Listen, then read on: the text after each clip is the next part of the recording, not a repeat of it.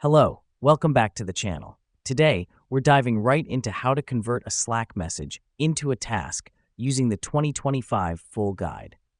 First up, you need to find the message you want to convert into a task. Now, this could be an important meeting detail, a project update, or anything that you need to act on later. The reason we do this is to ensure we don't lose track of important information in the sea of Slack messages. Next, hover over the message and you'll see a series of icons appear. Click on the More Actions icon, which looks like 3 vertical dots. This helps us because it opens up a menu of additional options that Slack provides for individual messages. Now, from the drop-down menu, select Create a Task. Let me explain why this matters. By selecting this option, you're instructing Slack to create a task based on the selected message. This feature is designed to help you manage your tasks effectively without leaving the Slack interface. After you've clicked on Create a Task, a new window will pop up.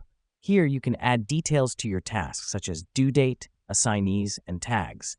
This step is important because it helps you organize your tasks better and ensures you or your team don't miss any critical deadlines.